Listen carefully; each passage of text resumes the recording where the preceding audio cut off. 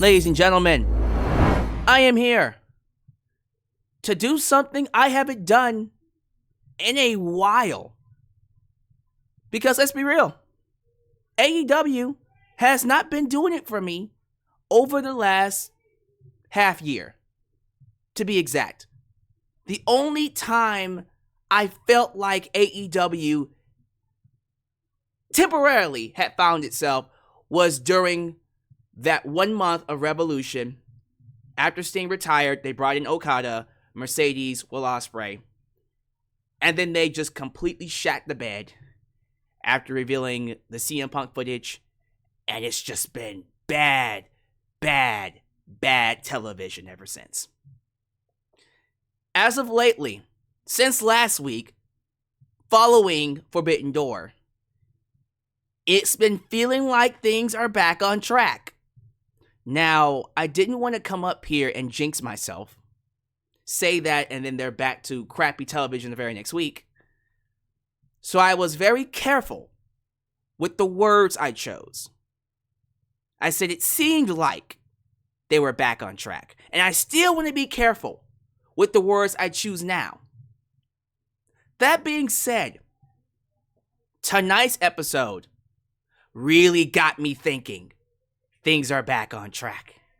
I'm not going to waste your time. Let's not do a full review. We're going to jump all over the place, but we're going to start things off with that ending. The main event was Mariah May versus Willow Nightingale, the finals of the Owen Hart Cup tournament for the women's side. The match was fine. Good match. Interference from Chris Statlander. Stokely Hathaway saw that one coming, which helped Mariah May pick up the victory. Congratulations. We're thinking, okay, they're going to celebrate and then hug up on stage. Then it's going to be revealed that Toni Storm and Mariah May are going to have a friendly match at All In. Now, before the turn happened, there was a side of me thinking, okay, someone here has to be the heel. You can't just go in to All In at Wembley with both of them being baby faces. You could, but that's not going to create much of a story. I was actually leaning on Toni Storm being the heel here, and we're going to make Mariah May the quasi-babyface in this particular feud. And that's not what they did at all. And I'm happy they didn't do that, because what they did was 100 times better. As soon as Mariah May gets up on stage to grab the Owen Hart Cup, she grabs the belt and boom! Immediately turned on Toni Storm. She wasted zero time to execute the ending of her long con. This was a long con from day one when Mariah May walked into AEW and formed her relationship with Toni Storm. Timeless Toni Storm. I think we all kind of figured, I don't know if we should trust this chick. We don't know if we should trust her. But due to long-term storytelling, oh my God! AEW can do it! We actually bought into their relationship. We got invested into them being lovers. Toni actually softened her heart for Mariah May over time. She stopped being so overbearing and egotistical, even though we know she's lost her mind. She thinks she's Marilyn Monroe or whatever 50s big-time celebrity you want to make her out to be. I'm going with Monroe, because that's what I relate her to. A crazy, psychotic Monroe. We saw her soften. We saw her actually start caring, showing emotion, being someone that invested in Mariah's growth, wanting to see her do better, wanting to see her succeed. Turned her baby face. And we bought into it. We actually got invested into this, I guess we'll say it, these lovebirds. So, when the heel turn actually happened tonight, it had real impact. When Mariah, without hesitation, literally turned around and blasted Toni Storm with that Owen Hart Cup belt. Blader busted her open, blood running down her face. Brutal, by the way. I can't believe someone so beautiful can be so goddamn vicious. And then she attacked Luther, threw him off the stage. She went through tables. And one of the most brutal scenes I've seen them do. We always remember Toni Storm for chin up, tits out, and watch for the shoe with the heels. Mariah grabbed one of Toni Storm's heels, turned it around, and used the most dangerous part, the edge, the pointy tip of the heel, and started bashing it, stabbing the already busted open head of Toni Storm. And it looked fucking brutal, in all the best ways, by the way. And you just see the blood just pouring, dripping, like a faucet down her face. And then Mariah, like she was Mickie James from 2006, kissing Trish Stratus, kissed the bloody Toni Storm on her forehead, smiled.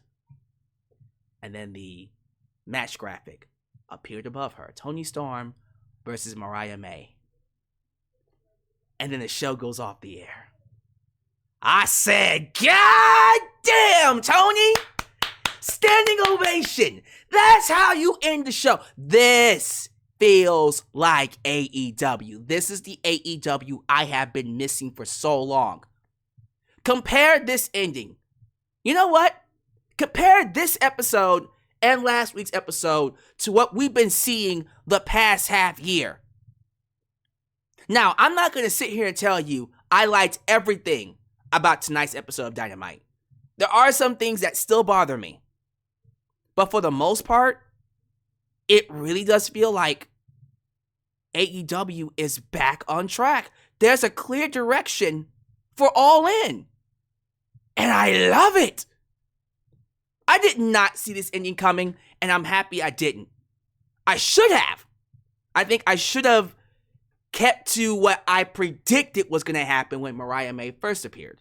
I wasn't the only one saying this. I'm pretty sure we all suspected, well, Mariah May is going to use Toni Storm to get to the top, turn on her, and take her belt.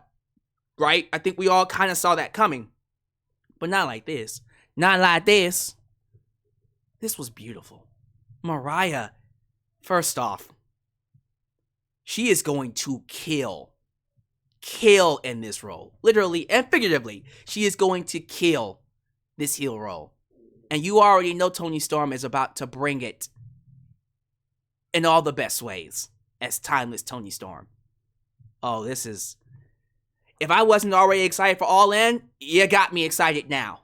Because I was already talking about certain matches last week that aren't going to be happening as I thought they would. But I was excited about All In based off of those directions. And now we have this match. The women are going to kill. We got Mercedes Moné, who has fully turned heel, by the way, taking on Britt Baker. I'm excited about that. Now you got Toni Storm and Mariah May, the psychotic, the bloody, beautiful Mariah May, taking on the psychotic Toni Storm. And All In, the women are going to be the highlight. I have a feeling, calling it now, the best matches, most likely, unless we get Kenny Omega coming back or maybe someone else, the best matches will probably be the women's matches. God damn. Even if we do Willow Nightingale and Chris Statlander, I don't see that just being a regular match either. That's going to have a stipulation. That match is going to kill as well. Those three matches alone are going to make whatever they do at All In all the more special. That is a great lineup. But, holy shit. Mariah May and Toni Storm. I can't praise it enough. The fact that someone like me who has been completely shitting on AEW for the past half year, I'm coming up here praising this, then you know it was good. If I'm praising it, you know it was good. Let that be a lesson. I have been perhaps the biggest hater. I am someone that tells it like it is. When you do good TV, when you give me something that I can sink my teeth into, and you've done a great job of building the story, building the characters, telling that story, and then doing moments like this that get me invested, you will get praise. Now, with that said, I gotta put a caveat here. This was a great moment. You still got 6 weeks till All In.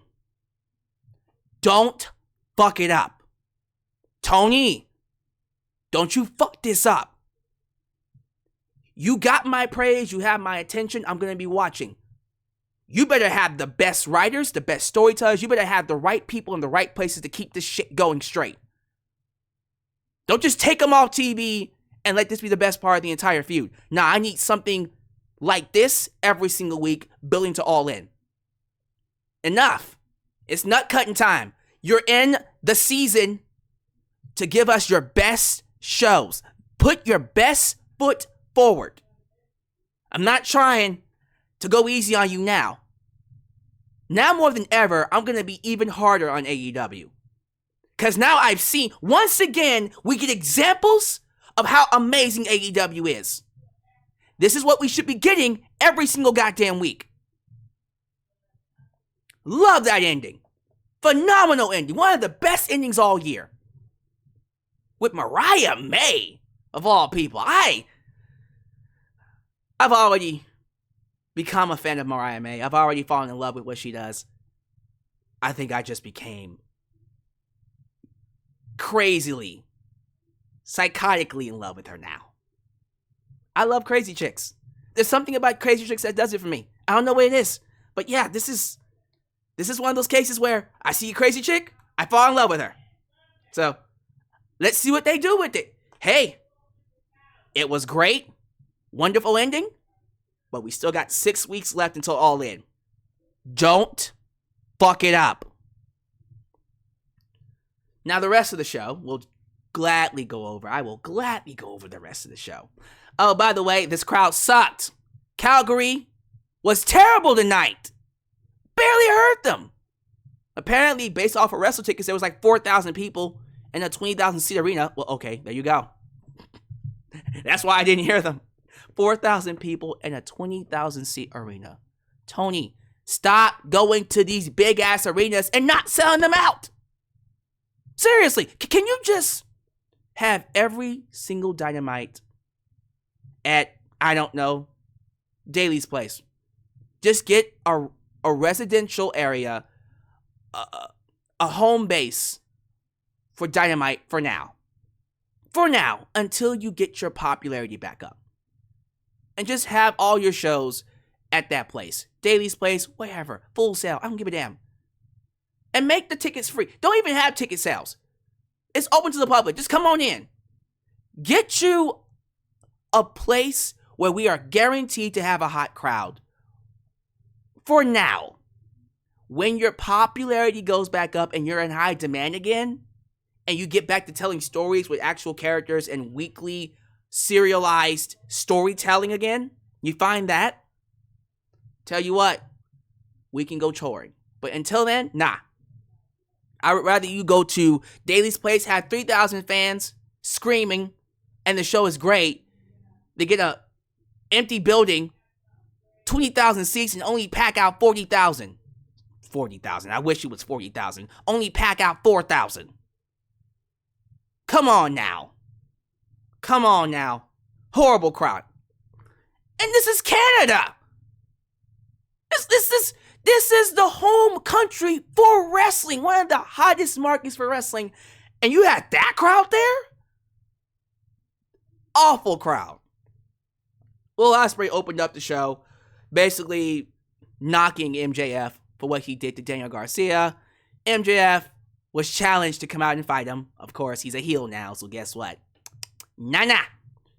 Vignette plays where MJF told Ospreay that he is a dime a dozen. A man whose shtick fans will get sick of, toss away, and just start calling the next flippy dude the best in the world. I mean, is he wrong? I'm not gonna lie, unless Will Ospreay decides to change his style up in the next 5 years, yeah, MJF pretty much read them the right way. That's probably what's gonna happen. But regardless, they surprised me. I'm thinking we're building to Will Ospreay and MJF for All In. We still might get it. Who knows? But it's looking like we're not going to do that match at All In. Instead, we're going to do that match next week international title. And whatever happens in that match, the winner will go on to fight Pac, who won a Fatal 4-Way tonight, a global Fatal 4-Way that featured Ishii, Tomohiro Ishii, Claudio Castagnoli, and what's his name from Don Callis' family?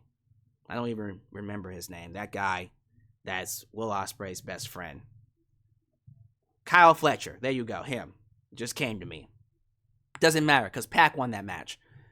And he says he would like to cash in this opportunity at All In. So it's looking like we're not going to get MJF and Will Ospreay. And instead, based off of Pac being the challenger, you gotta do Will Ospreay and Pac, right? Now, on paper, that's not a bad match to do for All In. And you're guaranteed for it to get at least 6 stars from Dave Meltzer. So, this is a Dave Meltzer-esque audience. They love the 5-star, 6-star, 7-star, 8-star, 9-star, shove it up your ass stars. I guess, yeah, because of the audience, I guess that's the right match to do for All In. I guess. And it's in the UK. They're both UK natives. All right, I get it. Yeah, I see it. But come on. MJF and Will Ospreay. That's a match that even I would have put in the main event of All In. And we're not going to do that match. We're going to give it away for free on TV. Okay. We'll have to see. They could still do it, but it's looking like we're going to get Pac and Will Ospreay instead. And as for MJF, well, you got to bring back Daniel Garcia, right? I guess we're going to do Daniel Garcia and MJF after all. I knew we were going to do it eventually. That was going to be a match in the future. But I'm thinking that's going to happen afterwards, after All In. No, we're building to Daniel versus MJF at All In. You know, MJF did challenge him to a match at All In, so I guess we're going to bring that back full circle. I don't know. We'll play that one by ear. It depends on what they want to do. They can still do Pac and Will Ospreay either after All In or before All In, and then give Pac someone else. And then we'll still do MJF and Will Ospreay. But it's looking like we're not going to be doing MJF and Will Ospreay. We'll do that match next week. We'll give that one away for free. I know it's Dynamite 250, but it is free. And then we'll do the 5-star, 6-star, 7-star classic, Pac versus Will Ospreay. And I'm not hating on the match, especially since it's in the UK, Wembley Stadium. You know the match is going to cook. All right, I know the match is going to be the type of spot festy, flippity dippity doo-dog classic that I am salivating for when I think about those two. But in terms of like weekly television and an overall story, you can't get better than MJF and Will Ospreay. But I'm not running the company. Tony Khan is. That's what they're going to do. I'm just going to sit back and enjoy what I get. Like Bryan Danielson, the American Dragon, did something I did not think he was going to do, and that's win a championship. It's not a real championship. He won the Owen Hart Cup championship. He is the winner of the men's Owen Hart Cup for 2024, shockingly defeating Hangman Page. I was picking Hangman Page to win it all, because naturally, that is the right opponent. That would have been the best opponent for Swerve Strickland. I'm thinking Hangman Page and Swerve for All In, man. That's a long-term story. A feud going back to last year. Swerve broke into Hangman's house. Hangman wants revenge. So, as you would expect, he comes back. He gets in the tournament. Well, he's the one that is the favorite to win. He didn't. They went with Bryan Danielson. Bryan pins Hangman Page. And now he is going to fight Swerve Strickland in the main event. In the main event of All In. That's the match. That's the headline match. Bryan Danielson versus Swerve Strickland. I don't hate it. No. Why not? If this is Bryan Danielson's final match, if he is going to retire as a full-time wrestler after this particular match, yeah, it should be in the main event.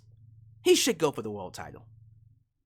Personally, I would have him win it. He's not going to, because Bryan Danielson himself said he does not want to be world champion. I don't know why he said that.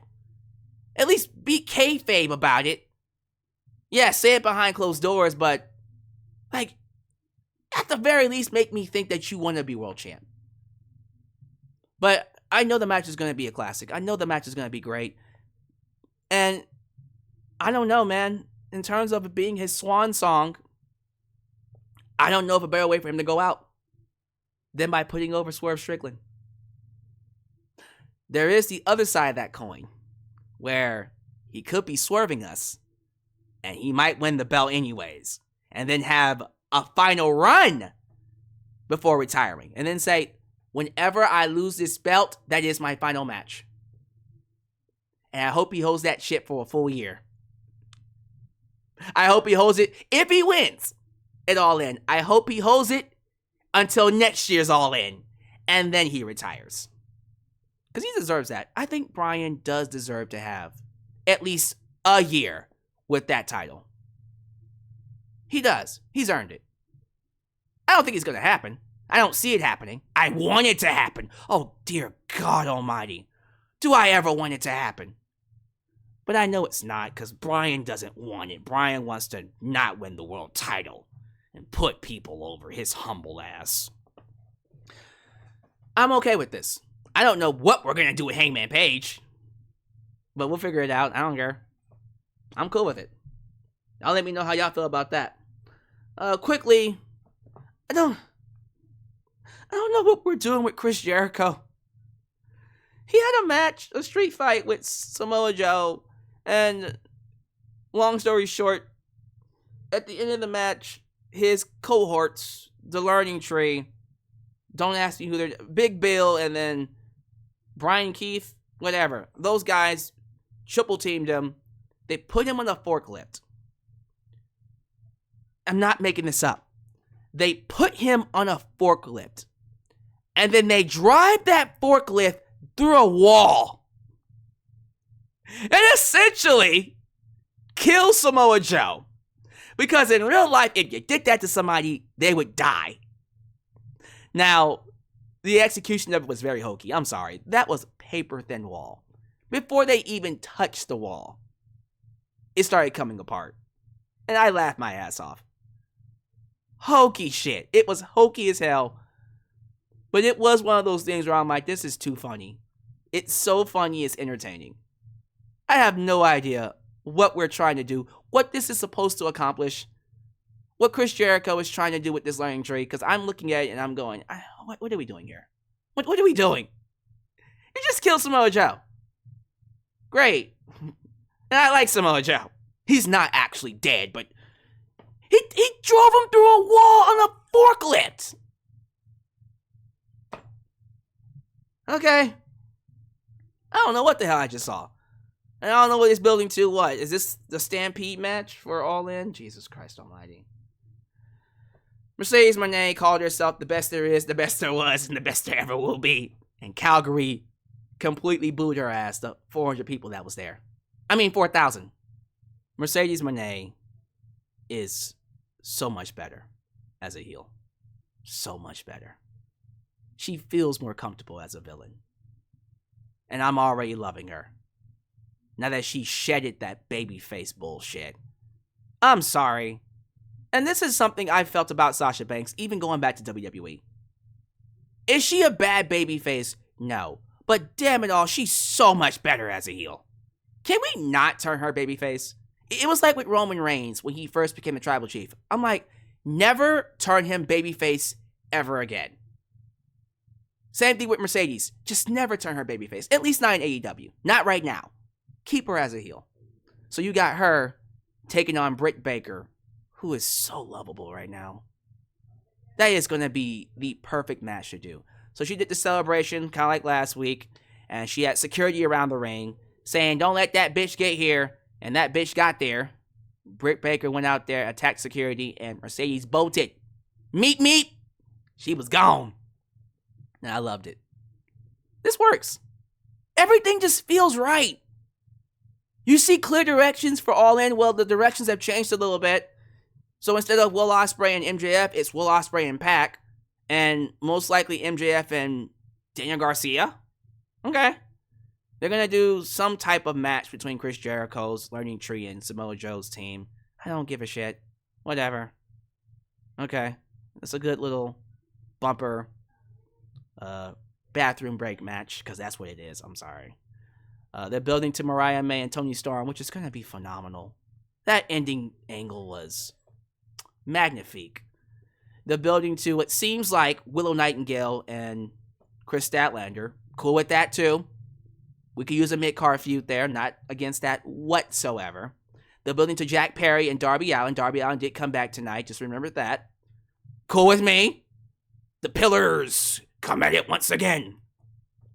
It's looking like, I don't know yet, but it's looking like the Young Bucks versus the Acclaimed. Okay? I don't know who the hell Okada's fighting. Maybe we'll get Omega? Maybe we'll get Omega? Which would be nuts, by the way, if they did that. And then the main event, Bryan Danielson, Swerve Strickland. Who would you have win? And that's going to be a poll I put up on YouTube. Well, the YouTube community tab. Who would you have win? Who would you have win this? Seriously, real talk. Right here in front of me. Let me know. Who would you have win this? I already know they're going to let Swerve retain, but if I had it my way, I don't give a fuck whether he wants it or not. I am throwing that belt on Bryan, and I'm making him wrestle with it for a full year. Even if he doesn't want to. Too bad, bitch. I own you. Nah, I'm not going to do that.